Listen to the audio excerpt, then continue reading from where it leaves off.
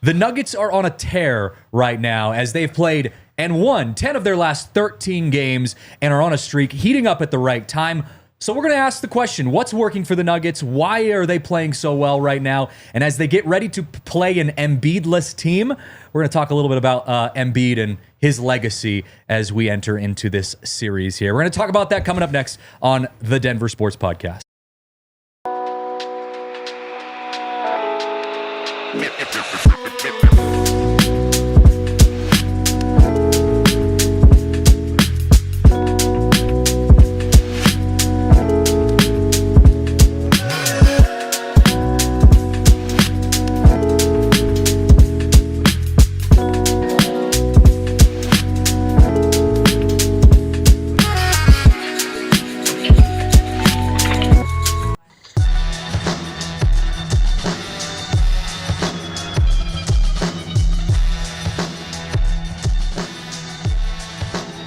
What's up, everyone? Welcome to the Denver Sports Podcast, live from the Toyota Lounge here. It's a beautiful day to talk about the Nuggets, and that is exactly what we're going to do here on the Denver Sports Podcast. We talked a little bit about basketball last week on TDSP with Brendan Vogt, asking the question, is the NBA dead? He gave us some incredible insight into how the NBA is, in fact, not dying, and it will not be dying anytime soon. So that's good to know. We were very grateful for his insight last Tuesday when we talked about it. But now we're going to go a little deeper into the Nuggets specifically, talking about this winning streak that they've been on, this tear that they've been on. I've got Harrison Wind, the hoop expert, sitting next to me. I'm Christian Saez. Thanks for joining me, man. Happy to join you, man. Always happy to hop on, especially when the Nuggets are playing well. I know. We have had a couple shows on TDSP where I think you and I did a show during the holidays where we were talking about like how bad the Avs and the Nuggets were playing at the same time. And it was just like the worst possible vibes that you could ever have on a show. This is much better. This is good stuff that we get to talk about today. The Nuggets are playing well. Right now, they're a wagon, as people like to say. Like, they're just picking up steam. It feels like they've been playing great as of late. They're healthy, knock on wood. The schedule's lightening up a little bit. And, I mean, this is the time for them to really go on a run, I think, if you look at all the pieces and how they're coming together. So I'm so excited about this team right now. And they got a big game tonight. Yeah. A good game coming up here soon. Well, I mean, a big game. It's a must-win game. We're going to talk about that later. We'll get it. And I know you guys have your pregame, postgame show. You're doing all your coverage like normal. So be sure to stick with us as the night goes on because it's going to be a fun night of basketball, hopefully. But I think the interesting part for me is, I mentioned it to start the show. The Nuggets have won 10 of their last 13 games. Yeah. But they're not just winning these games. They're winning them in pretty big fashion. 11 straight wins have been by double digits. That's not just like, are we back? That's like, we're back and we're a championship team again. Yeah. There are a bunch of things that have fallen into place very recently over this recent stretch. The biggest one is that Jamal Murray looks like Jamal Murray. Yep. And the formula for the Nuggets, it's not complicated. If Jamal Murray plays really well, the Nuggets are going to win that game. Yeah. That's really the biggest question going into every night. Is Jamal Murray going to play well? The answer is yes. You can mark a W in that column. If the answer is no, then it's, all right, they might win, they might lose. Then it depends on what kind of game Jokic has and company. Yeah. But everybody else, you kind of just know what you're getting. So that's been the biggest thing. Yeah. Jamal Murray playing well elevates this team to arguably the best team in the NBA. It's always been the case for the really entirety of the Jokic era. The other thing that's enabled them to play really well, and this is more as of late, I'd say the last 3 games specifically, is the bench has been good. The bench right now is not a disaster. You're not holding your breath the entire time Jokic is off the floor for. Well, how do you like AG coming off the bench? Oh, that's the biggest reason why that's the case. I love it. I absolutely love it. And the Nuggets are in a great spot where their starting lineup's playing great. Aaron Gordon coming off the bench has solidified that group. And him and Jamal Murray with that second unit, the bench is okay now. And that means that the starters, they're going to win their minutes. So now that the bench is okay, you're probably going to win that game too. Is it that conversation that we've had when we talk about the Avs so much about especially before the Avs made their trades to get Blackwood, The Avs Dude, just need a I was at the Avs serviceable game last night real quick. I was at the Avs game last night or yesterday during the day. That first kick save that Blackwood made. Oh my God. Save of the year. Yeah. I was like right in front of us too. Tiff, you do the Avs show. Like that was, I mean, were they as hyped as we were at home? Yeah, we were just more upset that he was the only one working. True, I know. Yeah. That was a tough game. Yeah. But you know, we've had this argument, and I've talked to the Avs guys before. You know, before those trades were made, of like, you just need a serviceable goaltender, right? You need a guy in the net who can just like keep you in games, right? You don't need the best goalie in the NHL. You need a guy in there that can keep you in games, because the rest of your team outside of last night normally is the best team in the NHL, best players combined in the NHL. The Nuggets are in the same exact boat. You have the greatest player in basketball right now in Nikola Jokic. You've got Jamal Murray. You've got even a serviceable bench that has guys that can go on and on good nights be playing well. You just need to have that like consistency. That's the hard part. The riding of the ups and downs is where it just becomes hard for the fans. Yeah, and that's why the bench playing well has been so big. And the other thing that's come along with that, now that the bench is playing well, Nikola Jokic only has had to play 30 minutes a night these last 3 games. That's so big. Yeah. If you can keep that up for most of the second half of the season, I mean, he's going to have the same type of energy going into the playoffs that he had in 2023 when they won the championship, because that's the workload he got down the stretch in that season too. And the NBA is just, I mean, Vogt and I talked about this on TDSP last week. The NBA is in this position where, the swings between, you could be down by 20 points in the it means second nothing. half, and it means nothing, right? Nothing. And so to have that confidence still, to be able to sit Joker in the last 10 minutes of a game and say, we still got this. Like, look at what everyone else is doing. It's the confidence shift. So when I bring up this show and I talk about, how are we going to kind of shift this in our coverage from TDSP compared to what you guys are going to talk about later tonight? The idea is that, like, is this showing us that the Nuggets are back? Is this sustainable? Can they continue to do this for the remainder of the season? And it feels like in this sample size over the last 13 plus games, things have clicked that weren't clicking before. Now, obviously, there's a lot of season left. Yeah. But you feel confident as a team, as a coach, and by default as fans, that what they're doing right now is going to be sustainable throughout the rest of the season, give or take a couple bad games. Yeah, I do feel pretty confident that they can keep this up for the rest of the season. They've figured some things out. The pieces are really fitting together naturally. The Jamal factor, the Westbrook factor, the bench factor has all just really fell into place. Am I convinced that Jamal Murray is going to be Jamal Murray again in the playoffs? No, not yet. Yeah, I sure. need to see it a lot more throughout the rest of the season. He's had a couple games recently, the 45 points against Dallas. He's played very well, decently in spots. I'm just going to need to see more of that before I'm like, oh yeah, the Nuggets are going to win the championship again. Sure. Because they still need Jamal Murray to get to another level in the playoffs, to get closer. He doesn't have to be who he was in 2023. He doesn't have to be that good, I don't think. But he has to get closer to that than he has been. So is this sustainable? Yes, absolutely. Am I 100% confident in them like being the team to beat again in the playoffs? Not there yet. But we can get there though. Jamal Murray, like this whole conversation we're having, it feels like I make the metaphor of like a relationship, right? Let's say you're in a relationship and the person that you're dating, makes some bad decisions. Maybe they, go out and have one too many drinks out with friends, and they stay out too late, and they're not communicating with you, and you're struggling with your trust there. And there's been, a few days where that's strung together and you're struggling to build trust. But then every once in a while they have a day where they're just buying you flowers. They're just schmoozing you. You remember why you fell in love with them in the first place. Yeah. But as a fan or in that relationship, you still feel like you need more, right? I need that consistency there. Yes, you gave me a really good date the other day, and I felt really confident in our relationship in that moment. But I need a little more. I need some consistency there. You got to earn that trust again. And I'm not saying Jamal Murray's a bad relationship, right? I mean, he's given the Nuggets a championship. We'll love him forever for that. But I do think there's that trend of like, I think Nuggets fans need a little more consistency to fully trust Jamal Murray again. Yeah, I mean, I think that's perfectly fair. It's tough to trust him after, how he looked in the last playoffs. It just is. Yeah, totally. And, his thing is always, I'm a slow start in the regular season. Okay. And then I pick my spots and choose my spots a little carefully during the regular season. And then the playoffs, when it really matters, that's when I show up. Yeah. That happened.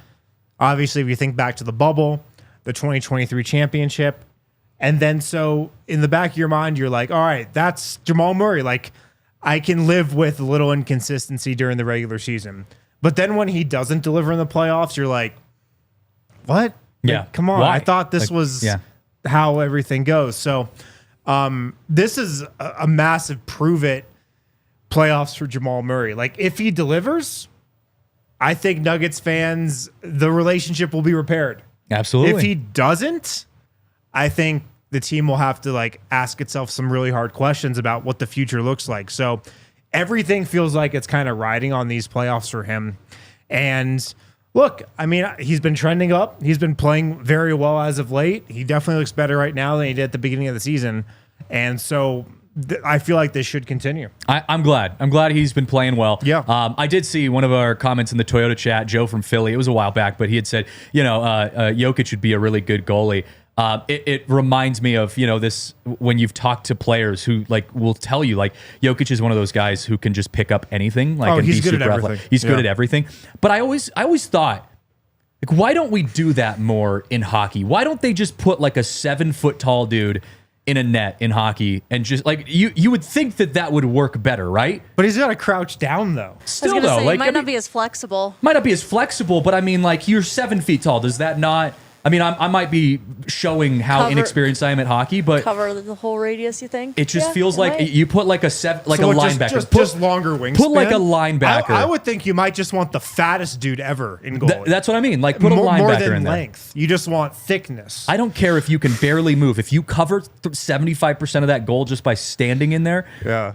that seems like that would be enough for me. Maybe Jokic. We've seen him out on the ice a couple times, with the whole Nuggets Avs crossover, the trophy exchange, all of that kind of stuff. Not on skates, but I'd love to see Jokic put on some pads. I think they should do a collab game or something. Let's switch bodies for a day. Yeah, totally. Yeah, that'd be cool. I think that would be so fun. I've always had that thought of what sports, could athletes switch? Because a lot of times you put, especially basketball players, put a basketball player in a baseball diamond, it's the most unathletic thing you'll ever see. And, and vice versa in a lot of cases. So yeah, just an interesting thought. I am seeing some chats about the Bruce Brown stuff.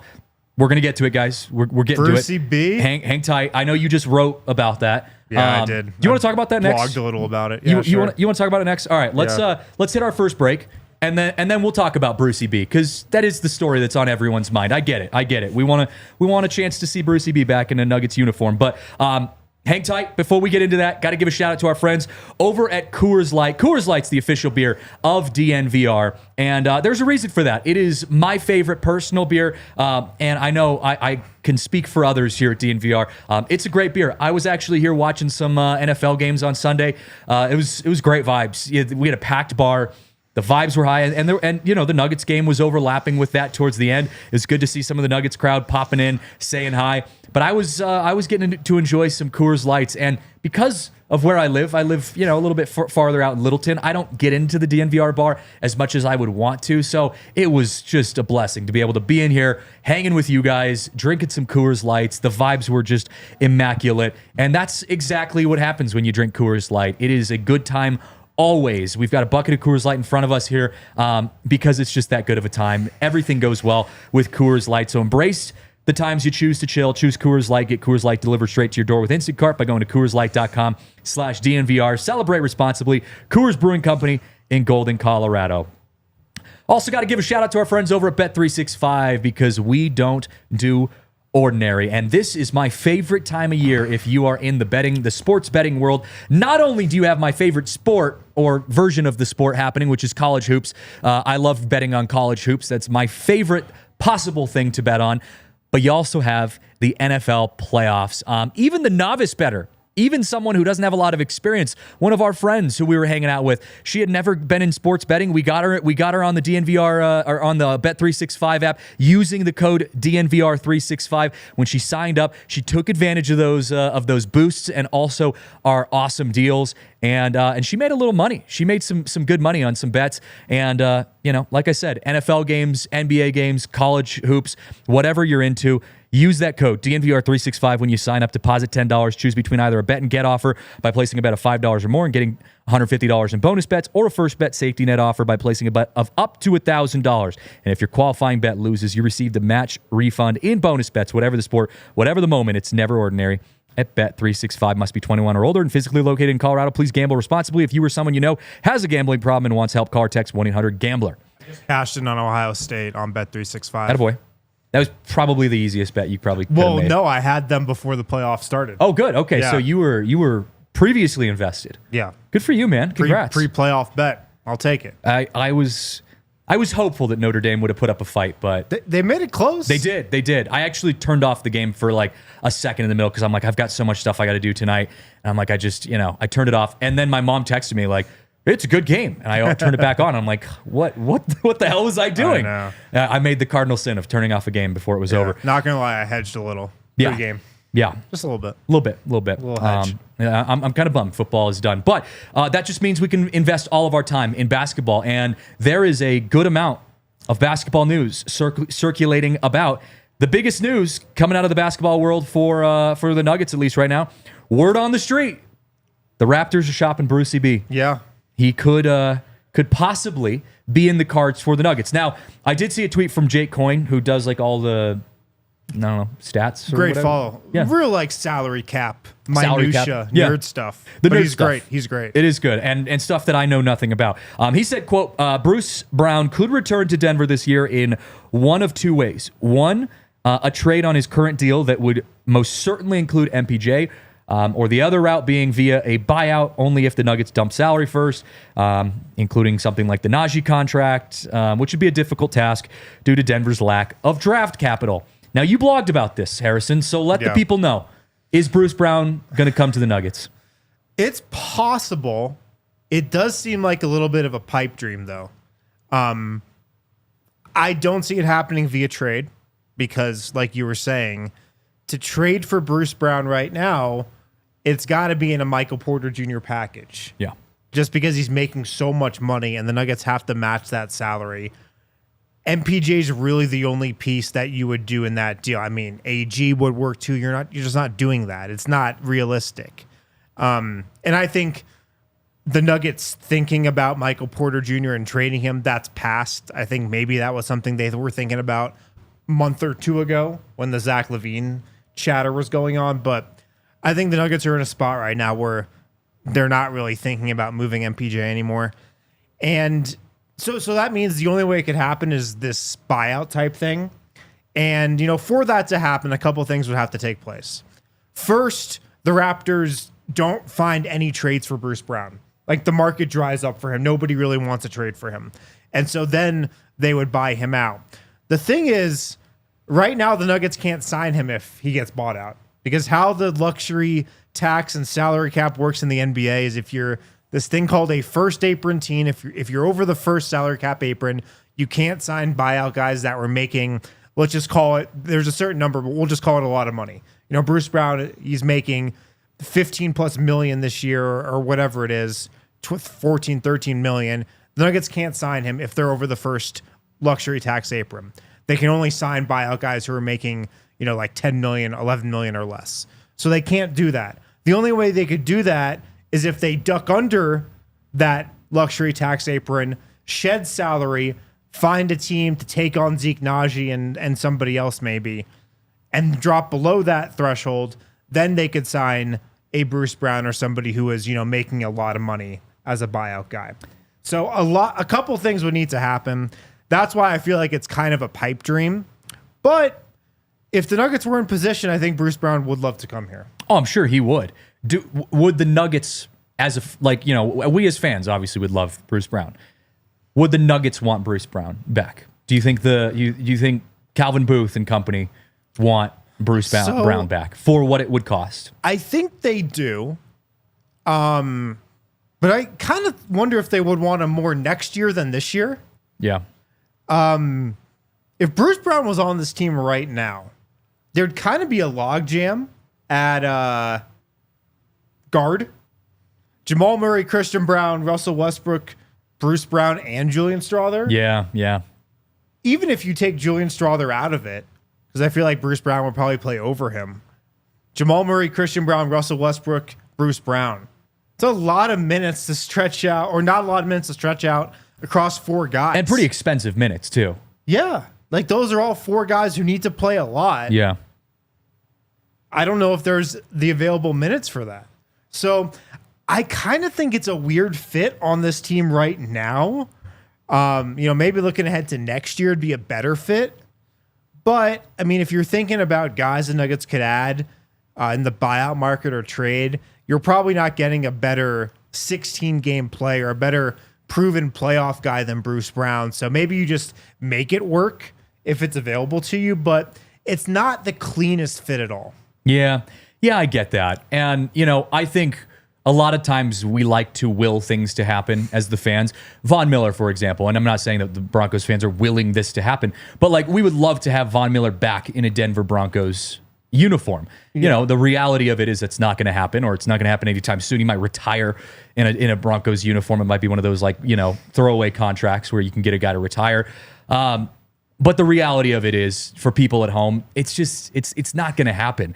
Now, that doesn't mean that it couldn't happen, and it also doesn't mean that there aren't other moves that might be a better fit for the Denver Nuggets. Look, if the Nuggets could convince a team to take on Zeke Naji, which that's a tall task at the moment, and I wonder if you even have to attach a first-round pick to that. The Nuggets don't have many things to trade, many picks to trade.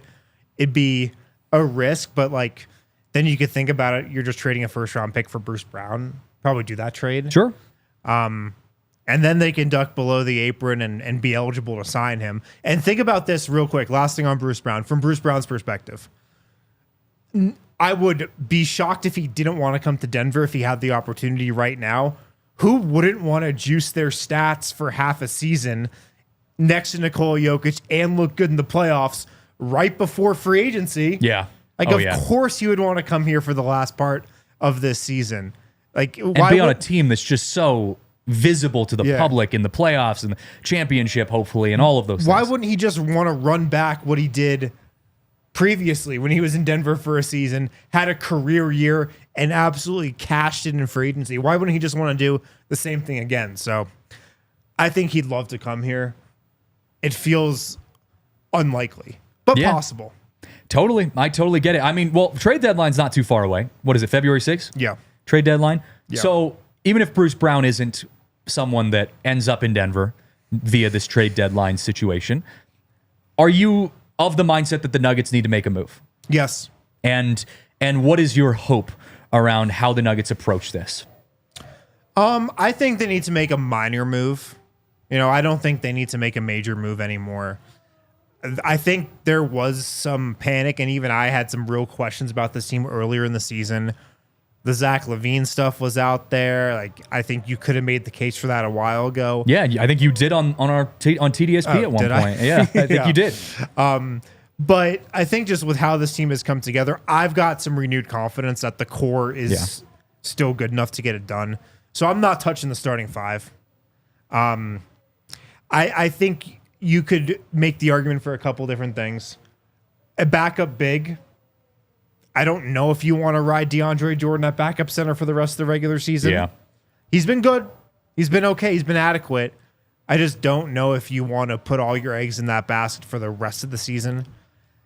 Because, like I was saying earlier, preserving Nikola Jokic and keeping his minutes down has to be a priority. It has to be for the rest of the season and going forward. Who do you see? I mean, and I would imagine, since you're saying don't touch the core 5, okay, you're talking bench players now, or second stringers. Who do you see being on the trade market? Is it kind of fair game for anyone? Do you see guys like Strawther, Christian Brown? Would he be mixed into that? I don't think Christian Brown is a guy you look to trade. I don't think he has a ton of value either. Strawther's a guy who I think you could part with and be okay. Yeah, you could package him with something. Yeah. a guy I look at that I think would be a great addition for the Nuggets is Jonas Valanciunas. Okay, I like that. Backup center on the Wizards, who not just this year, but next year, because he's also on their contract, he's making about the same money as Ignaji. Next year, the year after even, he can be an actual backup center.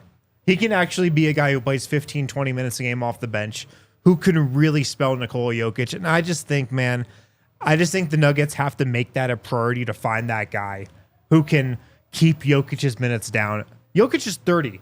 Nikola Jokic is 30 years old now.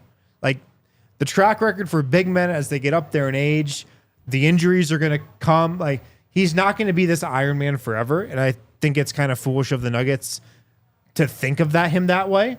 And I think they recognize this as well. Like, they thought Saric might be that guy. Yeah. They were wrong in that. So I think they need to find that guy for this season and even like next season. I think Valanciunas is probably the most intriguing option out there of who can be, just a solid backup center that takes a little bit of the load off Nikola Jokic. Yeah, and look, here's the thing, because I was talking to someone about this the other day, and they were talking to me about, future draft capital, and like you want to be able, in 10 years, are the Nuggets going to be able to be, in 20 years, are the Nuggets going to, you need to be able to preserve the team so that they can be good even after Jokic is done and all of this kind of stuff. And my answer to that kind of thing is, who cares? Who cares about 20 years from now? In 20 years, I'm sure I'll care. But right now, the Nuggets have the greatest basketball player in the NBA on their team right now. You are in a championship window as we speak. So I need you to put all of your eggs in the basket right now. I don't care if you go become the Los Angeles Dodgers and put all of your money on credit cards and say, I'm going to just, shoot myself in the foot 20 years from now, but today we're going to win 5 more championships. That's all that I care about, because I feel like you're not just in a championship window, you're in a era of Denver Nuggets basketball that will go down in history as one of the greatest, if not the greatest era in Denver Nuggets history.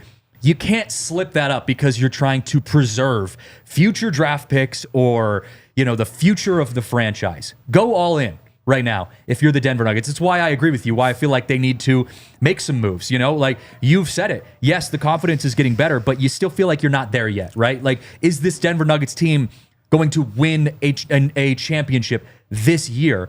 Yeah, it's possible, but do you have the confidence that's going to happen yet? You got to go figure that out. Yeah. So I think they still do need to make a minor move like that, and I would. Valanciunas he's a player, like he's a real guy. I would still quantify that as a minor move because I don't think it's going to take a lot to get him. Yeah. And then, the other guy you can make an argument for is like somebody in the Strawther role. Is Julian Strawther ready to play NBA or playoff minutes right now? I don't feel confident answering that question at this moment. He's been playing well as of late. His shot looking better. Got more confidence in his three-point shooting. So I think he can be that guy by the end of the season. But, I mean, the trade deadline is in, a couple weeks. Yeah. So the Nuggets have to, make that determination soonish. But another guy who can shoot and play defense on the perimeter, again, everybody's looking for those guys. There's not a ton of them out there, so it's tough. But somebody in the Strawther role is I think, the other position of need.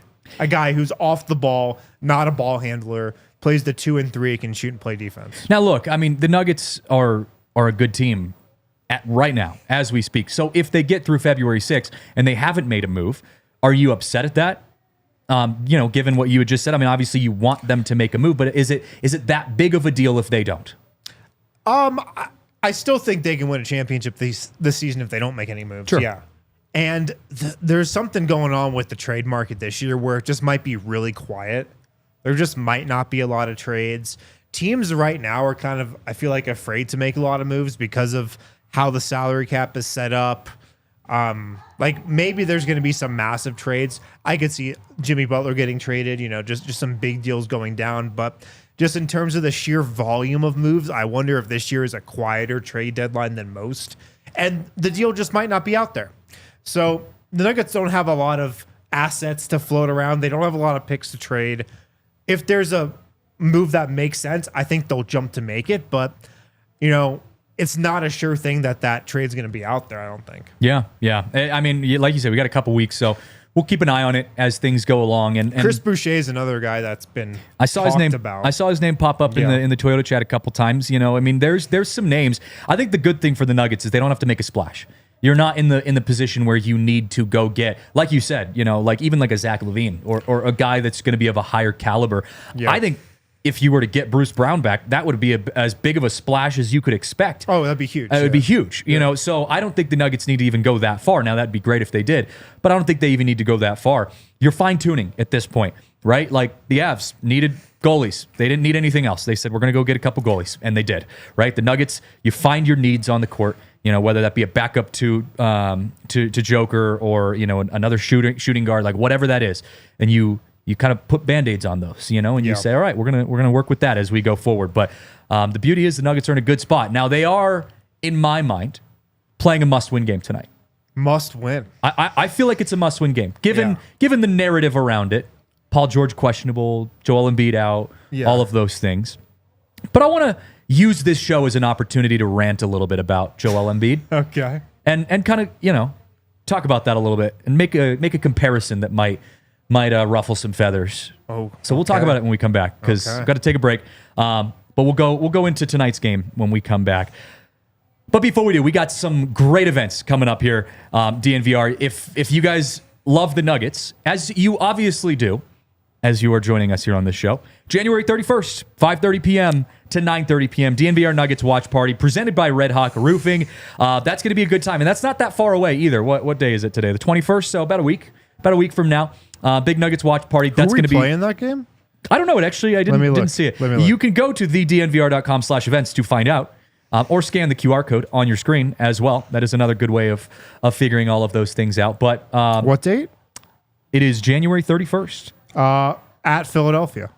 Love it. Well, I wonder if Embiid will play. We'll see if he probably he makes an appearance. Yeah, probably since it's not in Denver. So yeah, January 31st. Check that out. Big one though. And this, we talked a little bit about the Avs, just as some comparison here on this show.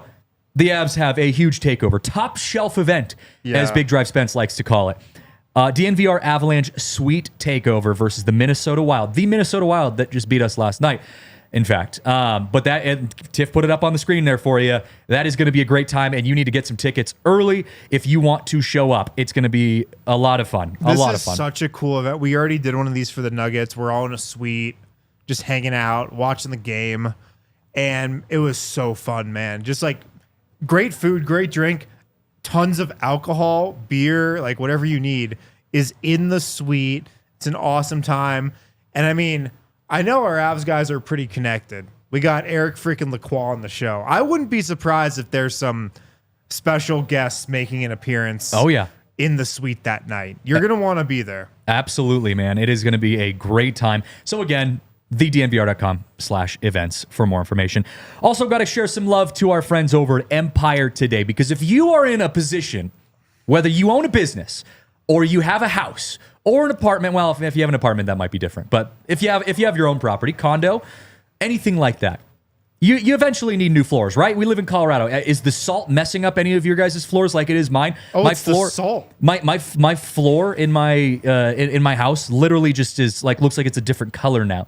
And it's I didn't killing think about Marissa. That, the salt. It's killing Marissa, That's dude. what it is, huh? She's like on her hands and knees with like a toothbrush every day because it's so bad. You got to call Empire Today. You got to call Empire Today. They will take care of your floors. They will get you new floors installed. They've got quality, service, speed, all of the above. Right? They're incredible. They've done all of our floors across all of our different markets: Philly, Chicago, Phoenix, Dallas, Denver, all of them. They are the best in the business. And so husbands, make your wives happy.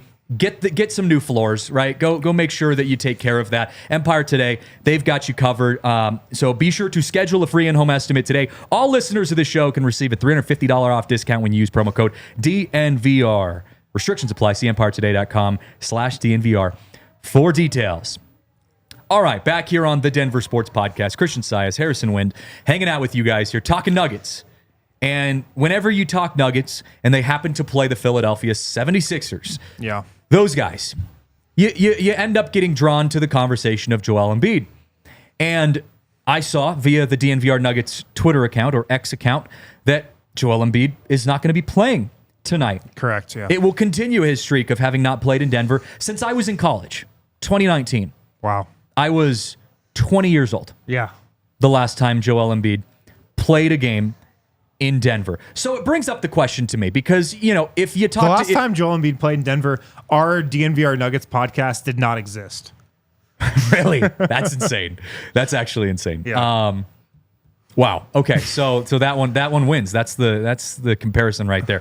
I thought about this on the drive over because if you guys don't know me, I cover the Rockies and you know, one of our talking points a lot throughout the season is Chris Bryant and what Chris Bryant is going to do for the Colorado Rockies or not do in a lot of cases. And I was thinking about this on the drive over and my thought led to Chris Bryant. And my question to you is Joel Embiid the Chris Bryant of the NBA? He might be. A guy that has a lot of potential upside. You know, I mean, he's had obviously incredible career, right? And he's, how old is Joel Embiid? 30?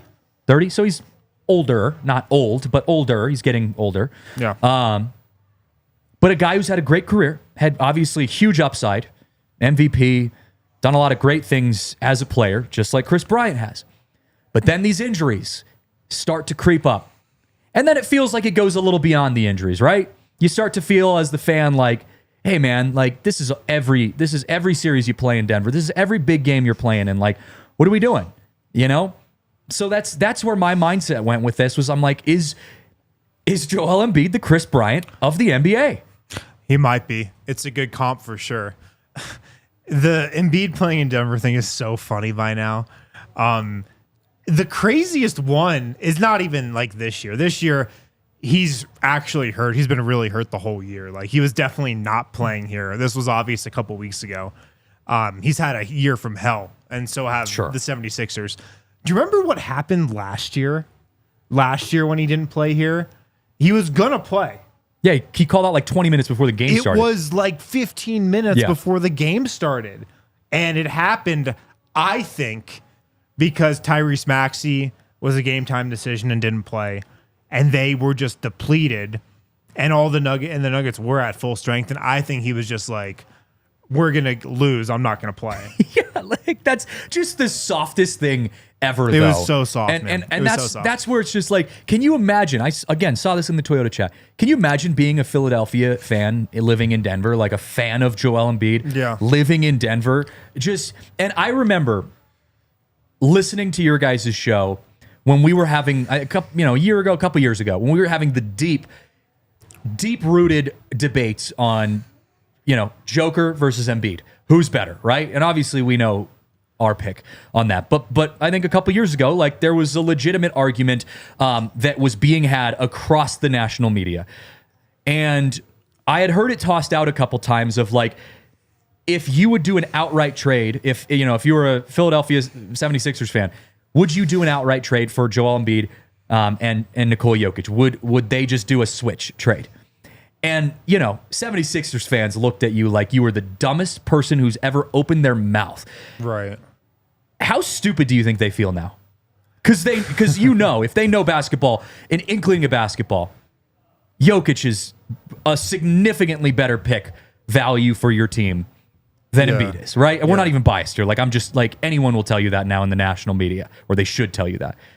How stupid do you look if you're an Embiid fan? I mean, yeah, you look stupid, but I feel like 76ers fans, they just are willing to go down with the ship.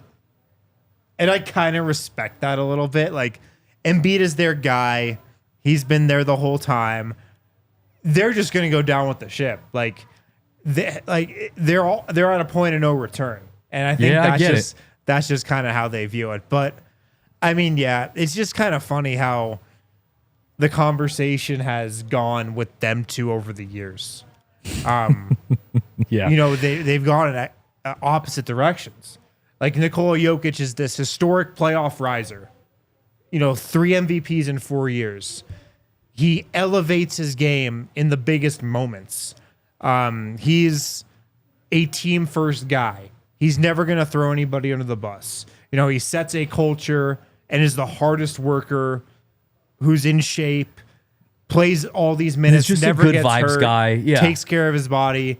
And like the vibes part is an important factor here. Embiid is just like the total opposite of that. He's like fighting reporters. He's always hurt. Yeah, literally. Just drama. Throwing teammates under the bus, assigning blame to other people, calling out Jokic when he was winning 3 MVPs in 4 years. And just whining. Yeah. The whining thing kills me. And so like it's really interesting because they're polar opposites of like people and just how they go about basketball and how they go about their job. But it's been a little sad, honestly, watching the fall of Joel Embiid. I know. I saw someone in the chat said I do feel a little bad for him. I mean, I won't say that I feel bad for Embiid. I feel bad for the 76ers fans that have to deal I don't with feel it. bad for them. No, I do. Not at all. I've been there in other fan bases, but man, it's that's got to be a tough life to live. I saw someone in the chat though. They were like, now you would do Embiid with a Zeke Naji outright trade. That's about where things have gone. now Philly will be in a position where like, do we have to trade Embiid and do we have to attach a first round pick to get off of him? Yeah, that's a harsh reality of the situation. I have some stats on this, and I don't know if you guys have already covered this on your guys' show, but since winning the MVP over Joker, Embiid has played in exactly 52 games. Guess how many Jokic has played in across that same time span?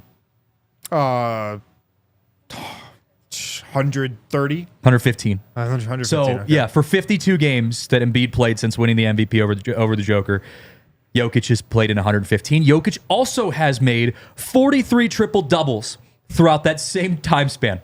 So Jokic nearly has as many triple-doubles to the amount of games that Embiid has played since winning. That's wild. That is crazy. That's a crazy stat. That's just like, what are we talking about here? We were talking about this in our Slack today. The Nuggets are the real, actual trust the process team. You know? Yeah.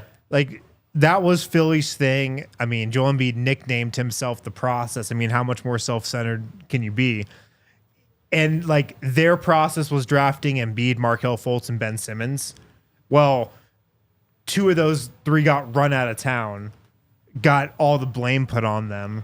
Like, they were shouldered with, all the 76er disappointments. All that was blamed on them. The Nuggets, they weren't even trying to, like, do that. And they got Nikola Jokic, Jamal Murray, Michael Porter Jr. in the draft. And look, they're still on the team today. And they all won a championship here.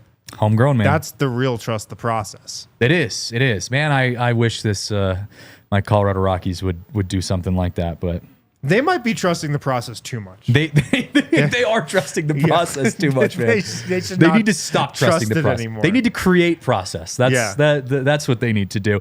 It is promising though, because again, I'm a baseball guy, but I love basketball. Basketball is my second favorite sport. And you and I have talked about this before.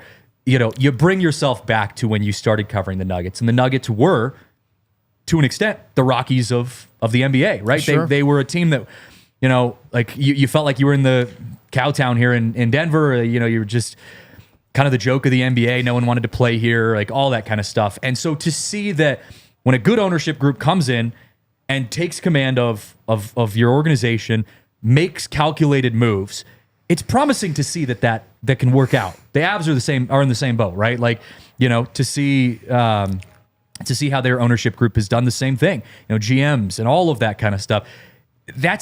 That feels more genuine than, for example, a team like the Dodgers who are, just spending unlimited money.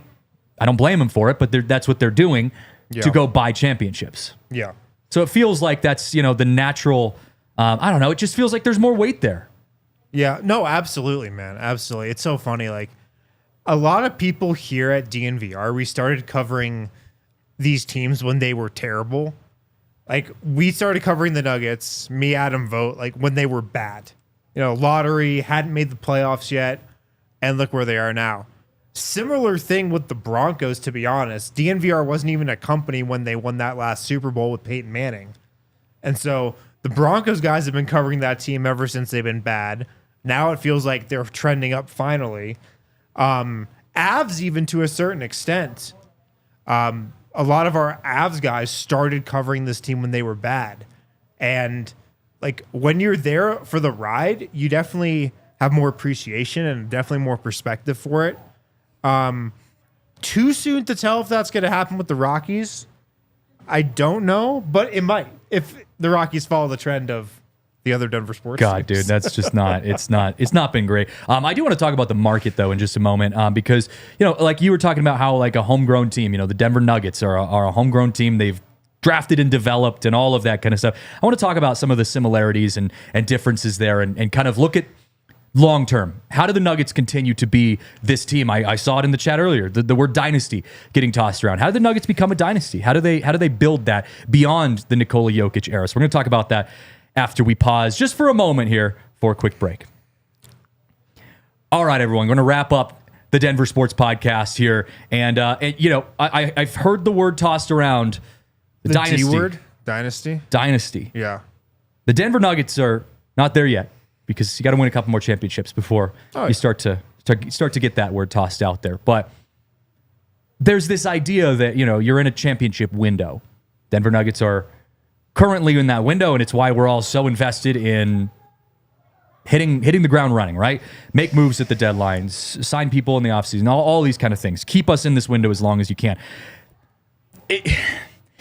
Is becoming a dynasty even something realistic for a market like Denver, given how hard it can be to spend like the Lakers do? Now again, the NBA is different than baseball because there's salary caps, all of that kind of stuff. Yeah. So it's comparing apples and oranges there. But is there a world in which the Nuggets could build something like a dynasty, like what we saw in Golden State? When they went on that championship run, a super team, for example, that continues on past their prime. What would it take? That's a vague question, but yeah, is it possible? Definitely. It's definitely still possible. You probably have to win a championship this season to keep that possibility alive of a dynasty. But it's so funny, man. People forget what the Warriors were like before Steph Curry's rise. Mm-hmm. That was one of the shittiest organizations in the NBA. Sure. Like that was a franchise that nobody really wanted to be a part of. But what happens?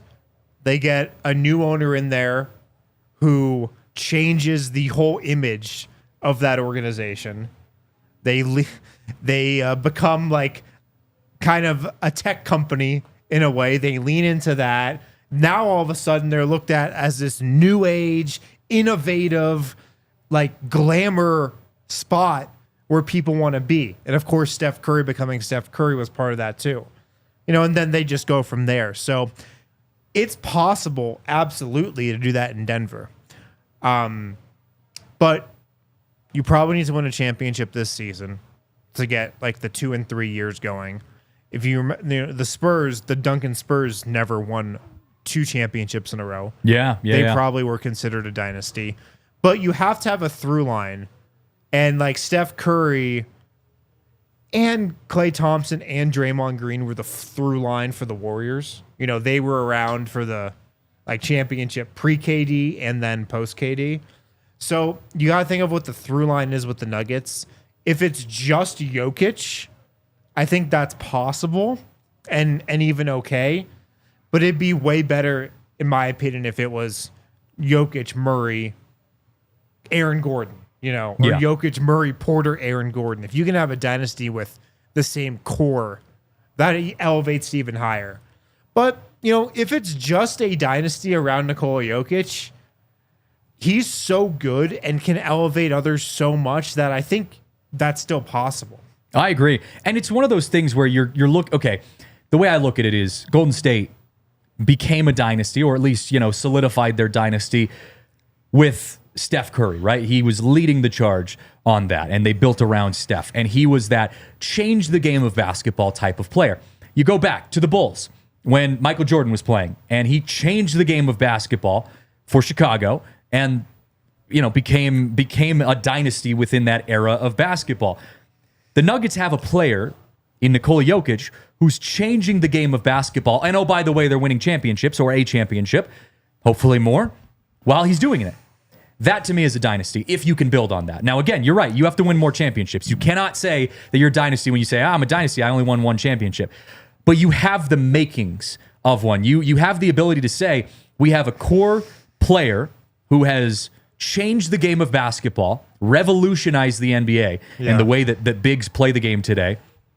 And if you can get a couple, 3, maybe even 4, I'll take 2 at this point, but we can go beyond that. I think I need 3 championships. Yeah, I think I need 3 championships in the Jokic era. That's what I need. Yeah, well, and you even go to other sports like, teams, San Francisco Giants, for example, again, baseball, they won 3 World Series every other year, for a stretch. Yeah. And after that 3rd World Series, I remember vividly there being that conversation of, are the San Francisco Giants a dynasty now? Because they've won a World Series every other year. Will the Dodgers be a dynasty when they, continue? Or they already are. But, will that narrative come back out there if they continue to go to the World Series, win World Series? I think the Nuggets could get there. And I'm not trying to sound too out of the box here. We got to win a championship this year. But I do think the ingredients are there. Look, man, there was a time when I never thought the Nuggets were going to win a championship. Yeah. And so to get one in Denver is truly special. It does make this entire era worth it just to get one championship. It really does. But yeah, and I don't want to I don't want to take for granted. It's like one of those people you get a little, take even more. We don't need to be a dynasty for me to be happy. Sure. Go win a championship. I don't have to even talk about it being a dynasty. I just think it's an interesting point because of the pieces that you see on other teams that are considered a dynasty. Totally. And you want it for Jokic too. This is why I feel like I'm one of the few people that really still cares about Jokic winning MVPs. Everybody's always like, oh, just the championship's the only thing that matters. Why are we worried about MVPs? And yes, those people are right. Championships are, if you boil it down, what are people remembered by most? It is championships, especially in the NBA. But I still want, and I still think it's important for Nikola Jokic to keep stacking these MVPs because it just adds to his legacy. When you look at what he's done, when he hangs it up, whenever that is, just from a historical perspective. If he's got, a championship or 2 plus 5 MVPs, that's just going to look a little different than if he has a championship or 2 plus 1 MVP. Yeah. So I'm just always thinking about how Nikola Jokic is going to be remembered historically. I want him to be remembered and put on as high of a pedestal as possible, and to be remembered in the rarest of lights as possible. So the MVPs are important to his legacy. Yes, championships are important, but I'm still a big MVP guy. I feel like those are still integral to just building, the historical context for a player. I am too, and if nothing else, it's a pride thing for me. I want to have, we know we have the best player in basketball, and we can go down this debate. I'm sure we'll have this debate later in the year on TDSP of, is Jokic, the MVP and why, and give all the stats and all of that kind of stuff. But we know that he should be the MVP, honestly, every single year. And for whatever reason, voter fatigue, all that kind of stuff, other players end up getting mixed into that and sometimes winning it. But there's this pride part of it for me that I'm just it pisses me off. Because I'm it shouldn't be that way, right? I'm not even looking at it through Denver Nuggets colored glasses. It shouldn't be that way. Nikola Jokic should win the MVP when he's putting up historic, game-changing numbers. Yeah. But we'll go down that rabbit hole. We're only halfway through the season. Yeah, I mean, we got plenty of time. Yeah, it is crazy games. that it's only halfway through the year. I know. NBA season is so long. And February. We're not even at February yet. I mean, my favorite time of year is March. March Madness is my favorite tournament. In the history of sports. No other. I mean, again, I love baseball. March Madness is my favorite. Even over the World Series.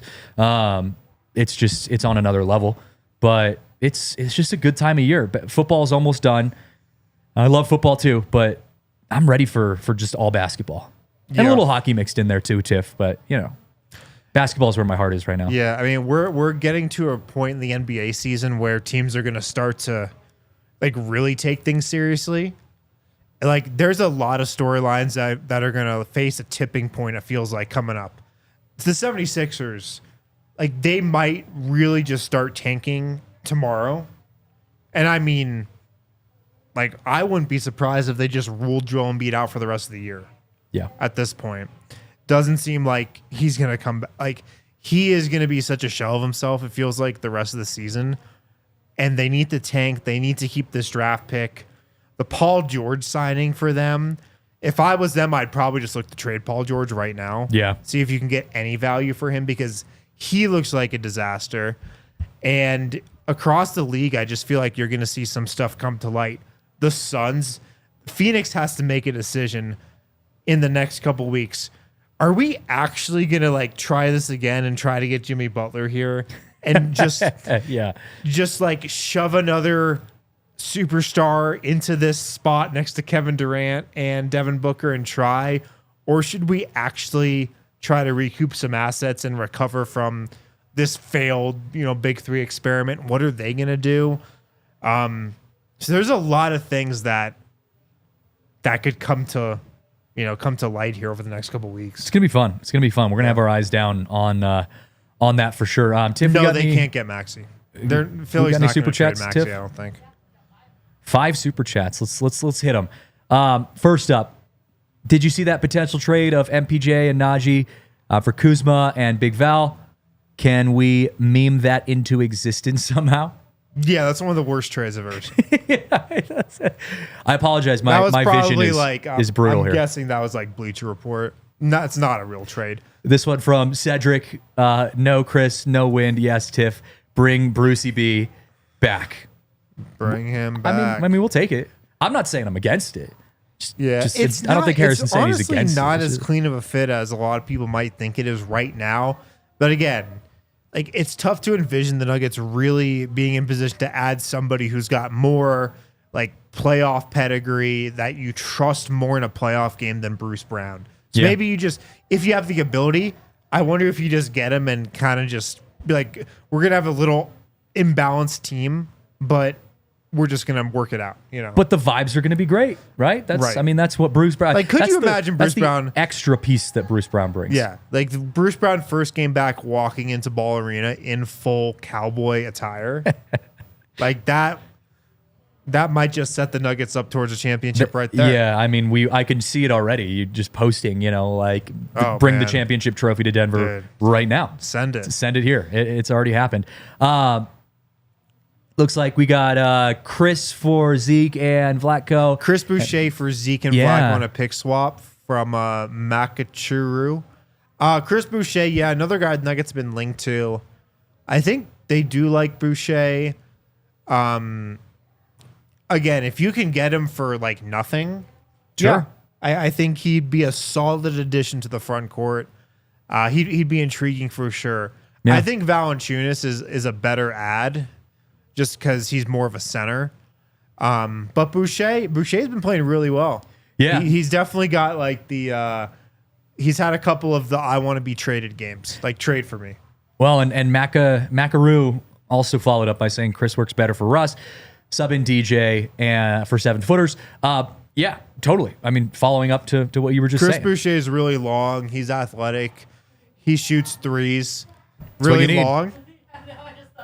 That's a total NBA term. We call guys long. Yeah, I mean, but to get into that, that is a total difference. Like it is, I mean, when you see guys like Kevin Durant, like who just you look at his arms and you're like, I mean, yeah, he's a tall dude, but like just the length. He's got arms down to his knees. Yeah, I mean, Marissa, for example, my wife, she played college hoops, and she is Wingspan? 5'6", and her arms go down to her knees. And I like when you look at Marissa, Have you ever you're measured like, her wingspan? Yeah, it's taller. It's like almost 4 inches taller. Yeah, that's a good wingspan. Yeah, she's. I mean, and because you look at her and you're like, you're 5'6". Like, there's no way you played college hoops. And then you see her like open her arms up, and you're like, oh yeah. And then I go play 1-on-1 against her, and she just runs circles around me. Yeah. Funny enough, a lot of people didn't want to draft Christian Brown because he has a negative wingspan.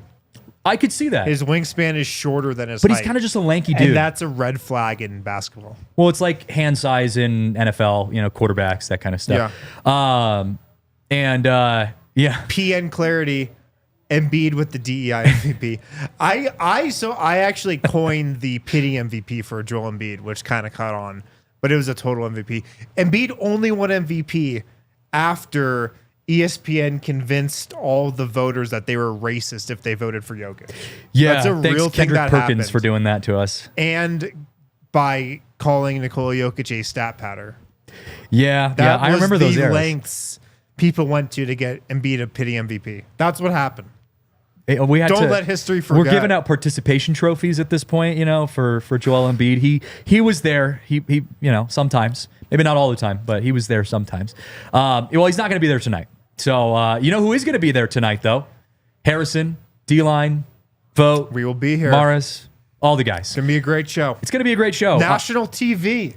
So you guys get to you get to watch it on the TNT tonight? I think it's TNT. Who's What calling is those it? games on Tuesday? TNT? Yeah, TNT. Is that Breen? Is he on TNT? Who calls the games on TNT? No, Breen's ESPN. ESPN. TNT's like Harlan, Kevin Harlan. Oh, I love Kevin Harlan. Yeah. Reminds me I of don't know if he's doing the NBA game 2K. tonight or what, but Good. I love it. Well, I'll find out. I'll be watching. It's a late game, right? 8 p.m.? late game, 8 p.m.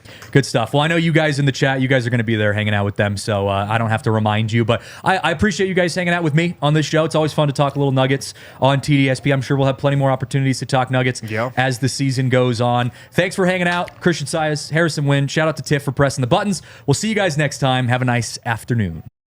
We all silly like the mayor.